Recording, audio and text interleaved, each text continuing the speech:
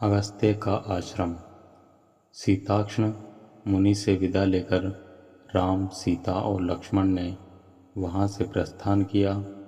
मार्ग में उन्होंने नेवार, जलकदम, कटहल, साखू, अशोक, तिनिश, चिरिविल्व, महुआ, बेल, तेंदू तथा अन्य अनेक जंगली वृक्ष देखे।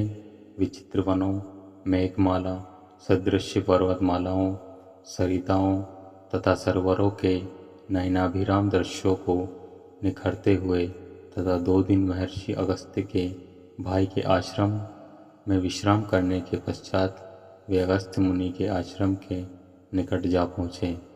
उस वन का वातावरण अत्यंत मनोहर था।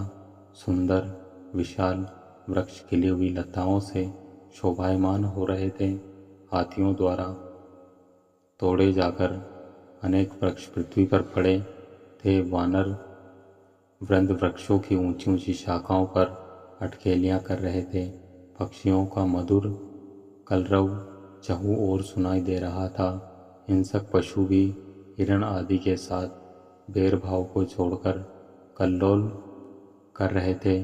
उन्हें देखकर राम लक्ष्मण से बोले, हे लक्ष्मण, महर्षि अगस्त्य के आश्रम के अद्भुत प्रभाव से जन्मजात शत्रु भी एक दूसरे की हत्या करना भूलकर परस्पर स्नेह का बर्ताव कर रहे हैं।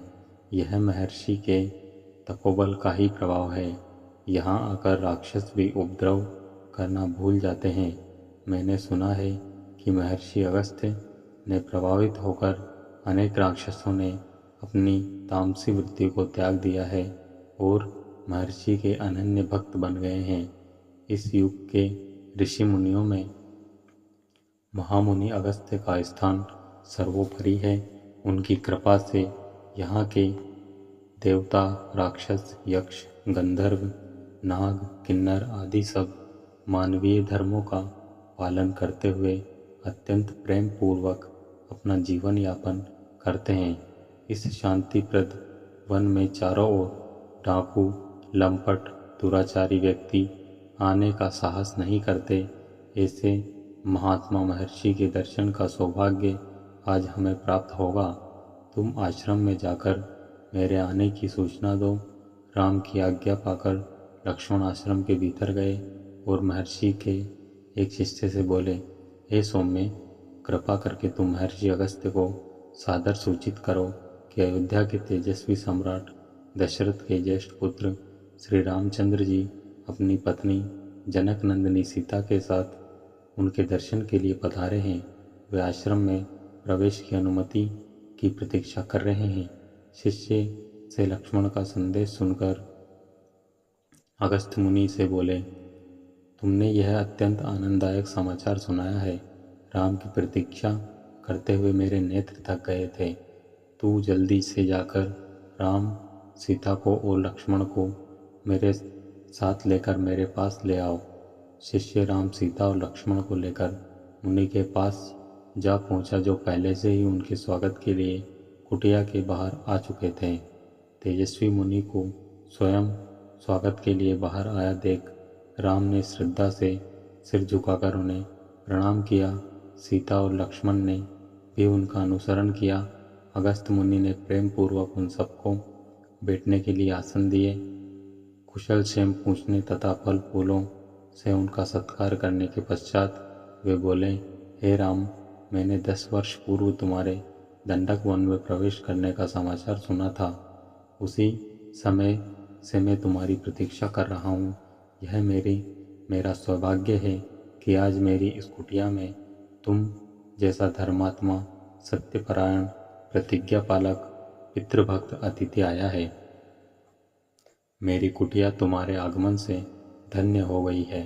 इसके पश्चात महर्षि ने राम को कुछ देवी अस्त्र शस्त्र देते हुए कहा, हे राघव, देवासुर संग्राम के समय से ये कुछ दिव्य अस्त्र शस्त्र मेरे पास रखे थे।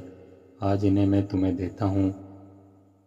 इनका जितना उचित उपयोग तुम कर सकते हो उतना अन्य कोई धर्मपरायण योद्धा नहीं कर सकता। इस धनुष का निर्माण विश्वकर्मा ने स्वर्ण और वज्र के सम्मिश्रित से किया है। ये बाण स्वयं ब्रह्मा जी ने दिए थे, सूर्य के समान देदीप्यमान। ये बाण कभी व्यर्थ नहीं जाते। इंद्र के द्वारा प्रदत्त यह तरकश भी तुम्हें मैं प्रदान करता हूँ। इनमें अग्नि की भांति दाहक बाण भरे हुए हैं। यह खड़ग कभी न टूटने वाला है, चाहे इस पर कैसा ही वार किया जाए। इन अस्त्र शस्त्रों को धारण करके तुम इंद्र की भांति अज्ञेय हो जाओगे। इनकी सहायता से इस दंडक वन में जो राक्षस है उनका नाश करो। राम ने महर्षि के इस उपहार के लिए उन्हें अनेक धन्यवाद दिए और बोले, मुनिराज, आपने मुझे इन अस्त्र शस्त्रों के योग्य समझा। यह आपकी मुझ पर अत्यंत अनुकंपा है। मैं अवश्य ही इनका उचित उपयोग करने का प्रयत्न करूँगा। मुनि ने कहा, नहीं राम, इनमें अनुकंपा की कोई बात नहीं है। तुम मेरे आश्रम में आने वाले असाधारण अतिथि हो। तुम्हें देखकर मैं कृत्य हो गया हूँ। लक्ष्मण भी कम महत्वपूर्ण अतिथि नहीं है।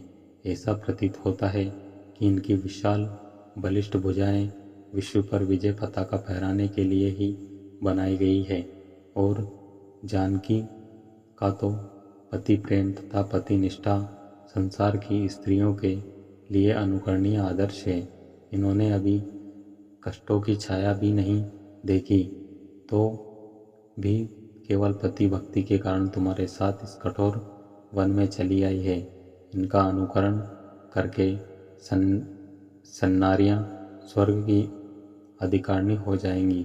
तुम तीनों को अपने बीच में पाकर मेरा हृदय प्रफुल्लित हो उठा है। तुम लोग लंबी यात्रा करके आए हो, थक गए होंगे, अतएव अब विश्राम करो। मेरी तो इच्छा यह है कि तुम लोग वनवास की शेष अवधि यहीं व्यतीत करो। यहाँ तुम्हें किसी प्रकार का कष्ट ना होगा। ऋषि के स्नेहयुक्त वचन सुनकर राम ने हाथ जोड़कर उत्तर दिया, हे मुनिराज, जिनके दर्शन बड़े बड़े राजा महाराजाओं तथा दीर्घ काल तक तपस्या करने वाले ऋषि मुनियों को भी दुर्लभ है, उनके दर्शन का सौभाग्य मुझे आज प्राप्त हुआ है। भला इस संसार में मुझसे बढ़कर भाग्यशाली कौन होगा। आपकी इस महान कृपा और अतिथि सत्कार के लिए मैं सीता और लक्ष्मण सहित आपका अत्यंत कृतज्ञ हूँ।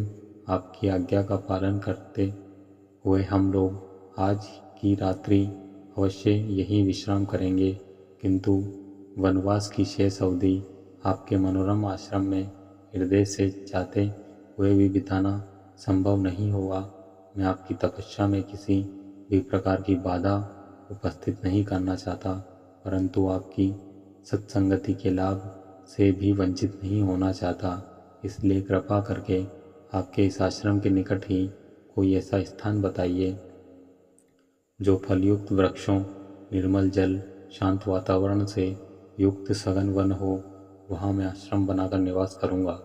अगस्त्य मुनि ने कुछ क्षण विचार करके उत्तर दिया, हे राम, तुम्हारे यहाँ रहने से मुझे कोई असुविधा नहीं होगी। यदि फिर भी तुम किसी एकांत स्थान में अपना आश्रम बनाना चाहते हो तो यहाँ से 8 कोस दूर पंचवटी नामक महावन है। वह स्थान वैसा ही है जैसा तुम चाहते हो। वहाँ पर गोदावरी नदी बहती है। वह स्थान अत्यंत रमणीक, शांत, स्वच्छ एवं पवित्र है। सामने जो मधुक वन दिखाई देता है, उत्तर दिशा से पार करने के पश्चात तुम्हें एक पर्वत दृष्टिगोचर होगा। उसके निकट ही पंचवटी है।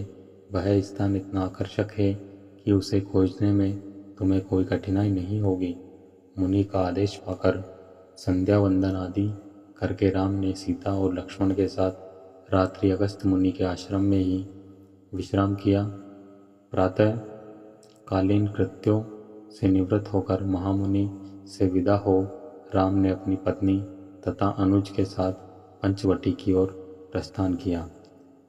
तो दोस्तों, ये वीडियो थी संपूर्ण रामायण के अरण्य कांड भाग 4 अगस्त्य का आश्रम। तो ये वीडियो आपको कैसी लगी हमें कमेंट करके ज़रूर बताएं, और वीडियो अच्छी लगी हो तो वीडियो को लाइक, शेयर और ऐसी ही और वीडियोस के लिए बने रहें हमारे यूट्यूब चैनल के साथ।